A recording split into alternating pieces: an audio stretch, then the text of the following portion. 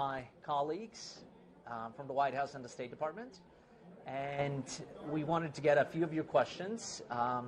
From my first day at this embassy, I promised that I would work on taking this relationship to the next level. And one of the things that I announced on my first day at the embassy is that we would extend an invite to India to join Pax Silica, this vitally important initiative that the United States is leading on. And today that promise became a reality. And so we're thrilled by that. We're natural partners. AI is here to stay. And so working together with India will create incredible opportunities for both sides. And with that, I'll turn over to Jacob Helberg. Thank you so much, Ambassador Gore. It's a pleasure to join my colleagues here in India. We were honored to welcome India to Pax Silica. As you know, Pax Silica does not follow typical geopolitical geometries. It is a coalition of capabilities, and India is by far the country that has the world's deepest bench of talent, and we think will be a key contributor to helping us amortize R&D costs through scale. Scale is key to competitiveness, and we look forward to working with India to strengthen our shared supply chains. With that, I'd like to welcome Director Kratsios to say a few words as well. Yes, one of the main messages here in India has been all about AI impacts. And the story that the United States wants to bring is that we as a country want to share the great American technology stack with the world. We want every country in the world to be able to realize the benefits of AI, and there's no better partner in the world and no better set of technologies than those provided by the United States. Today, we unveiled a suite of initiatives across the whole of the U.S. government to support the export of our great technologies abroad, and we believe that is the best solution and best path forward for countries that want to realize these benefits. We'll take a few questions. Sure. Hi, sir. I'm Siddhant from Beyond. When can we see the signing of the India-US trade deal? There are reports that it will be signed in March. And secondly, how do you see India-US relationship going forward this year? I think we have a great relationship. I think it comes down to multiple things. The first thing is the great friendship between our president and your prime minister. The signing will happen very soon.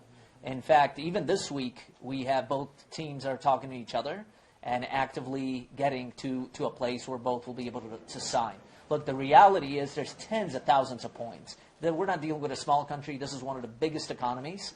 And so we're thrilled that the interim deal is done. You have the few tweaking points that are left to do, but it's done. So the signing will happen sooner than later. Sure. Sir, I'm Vishal from ABC News. India and the United States signed an interim trade deal, and now the Pax Silica deal. And how important are these steps for India-US relations? And can we see President Trump visit to India very soon? Incredibly important. We're looking for initiatives where the United States and India can work together. And Pax Silica leads at that. AI leads at that. What Director Kratsios announced, the fact that we're coming here with a message to India that our stacks, our abilities, our AI technology is something that we want to work with Indian companies with. We're not offering that to everyone around the world. It's something that we bring specially here to this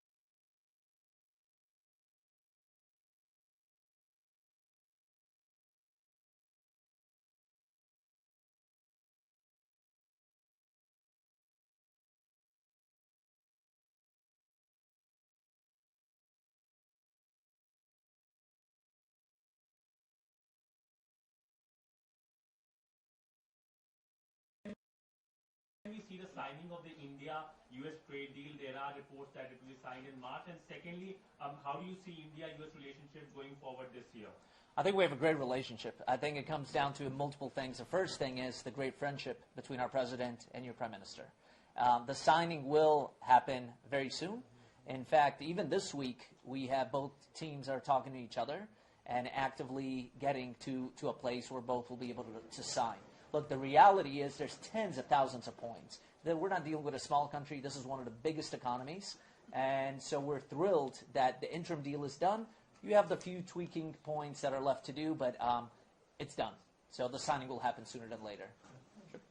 Sir, I'm Vishal from ABC News. India and the United States signed an interim trade deal and now the Pax Silica deal. And how important are these steps for India-US relations? And can we see President Trump visit to India very soon? Incredibly important. We're looking for initiatives where the United States and India can work together. And Pax Silica leads at that. AI leads at that. What Director Kratsios announced, the fact that we're coming here with a message to India that our stacks, our abilities, our AI technology is something that we want to work with Indian companies with. We're not offering that to everyone around the world. It's something that we bring specially here to this place. In terms of the President's visit, the Prime Minister invited him. I don't have any announcements for you soon yet. The President loved his visit to India. When he nominated me to be ambassador here, one of the things he said is the vibrancy, the color, and the history and the culture that you're going to see in India is unmatched. And so I'm sure he will be back here at some point. I'm Jessica Taneja. I work for the public broadcaster Doordarshan. With the critical tech being weaponized increasingly day by day, and you announced that in Pax Silica as well, what more steps are India and the United States taking in order to prevent, say, critical tech where export control of rare earth minerals could be one, and other tech as well? What is it that both the countries are planning on that? That's a great question. I'll let Kratsios perhaps take that, or Jacob. Sure. So as you rightly point out, we have one global supply chain that most of our companies rely on. A lot of key segments of that supply chain are very geographically concentrated in one place. And as we see through Pax Silica, there's actually a very broad consensus between U.S. policymakers as well as our partners on the need to de-risk those supply chains. We're very excited about Pax Silica joining, India joining Pax Silica. India brings to the table a lot of refining capacity for critical minerals. It has one of the deepest benches in terms of raw human capital. That's why a lot of American companies already have operations here in different tech hubs across India. And so we're looking for ways that we can actually complement each other's strengths. The U.S. leads the world in terms of the most valuable technology companies by market cap, as is represented by the business delegation that actually came to the AI Impact Summit. And so we're very optimistic about deepening those relationships in ways that are mutually beneficial to secure our supply chains. Excellent. Yes. Mr. Ambassador, I am Lomas from INS News Agency. My question is your view about AI. I think it was highly successful. I think it's a testament to your Prime Minister. This is when the intersection of AI is the United States and India right now. And it happened here in New Delhi, and we're thrilled to be part of it. Just to ask you, the formal signing of the deal may happen in March, but the executive order to reduce the tariffs on India to 18%, are we expecting that anytime soon? And what about the monitoring mechanism with regard to Russian oil? How will that work? So two things. On the oil, there's an agreement. I also don't want to be given out too much in the sense that what private conversations happened occurred between the two leaders. We have seen India diversify on their oil. There is a commitment. This is not about India. The United States doesn't want anyone buying Russian oil. The president has been very clear on this. He wants this war to end. And so anyone who is, in a way, still involved with that conflict is something that the president wants to see come to an end in hopes of peace coming with that. On the first part of your question, that is also, there's multiple mechanisms. It's not one executive order. So that is making its way through the pipeline. The executive order specifically on oil was already signed. So that's done. The second part of it on the tariffs being rebalanced, there's multiple things. It's not just one piece of paper. It's multiple things, multiple departments, multiple areas. And so that'll also happen very soon. Ambassador, the situation. Who would you not from the moon, France? who would you not want to share this American AI stack with, and are you in favor or against open source AI? I'll let Michael. So we generally want to share the stack with everyone in the world, and especially our partners and allies. With regards to open source, we were very clear that we're very supportive of open source, of a vibrant open source ecosystem. That was laid out specifically in our AI action plan in July, and is one that we believe will be an integral component of the stack that we export globally. Go ahead. There have been two major achievements after you coming here. One is the trade deal announcement. Today is the signing of the Pax Silica. When can we expect Quad Leaders Summit to be taking place? Great question. Look, and the achievements, I appreciate your kind words, but it takes a lot of people. It's hundreds and thousands of people from across the government. It's the friendship and the relationship between our two nations that ultimately gets these things across the finish line. The Quad is very important. When Secretary Rubio got sworn in, I was there for his clap-in. That was his first hour when he arrived at the State Department. The first meeting that Secretary Rubio did right after was with the Quad. And that sent a message to the world. He didn't meet with anyone else. It was the Quad. It was literally minutes after he came into the State Department. So that's something we're fully engaged on.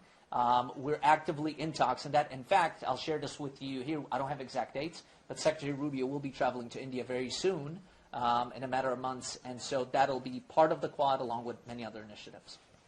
If, Rubio from The Guardian, if India takes American AI and AI becomes as powerful as it's predicted in the economy, isn't there a risk that India then becomes controlled by America and there's a new form of kind of digital colonialism that might happen? Jacob? I would say it's actually the opposite. I believe any country in the world that builds on top of the American AI stack will have the most open, independently controlled, secure stack that the world has to offer. And that's why we're so eager to share it with so many countries that are prioritizing AI sovereignty. Ambassador, this is Yeshi Seli from Business India. India has been importing 2% oil from Venezuela. How is that oil going to come to India? Is it going to be via the US now? So have the dynamics changed of direct import from Venezuela? I don't want to get into that. Some of that aspect has not been announced yet, but there are active negotiations. The Department of Energy is speaking to the Ministry of Energy here, and so we're hoping to have some news on that very soon. But you're ahead of the curve.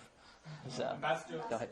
Ambassador, this is Meghna Mittal from Money Control. I want to ask you that how do you expect countries to share responsibility under Pax Silica, and what gives you the confidence that it will be able to form that alternative front for critical minerals that we are looking for?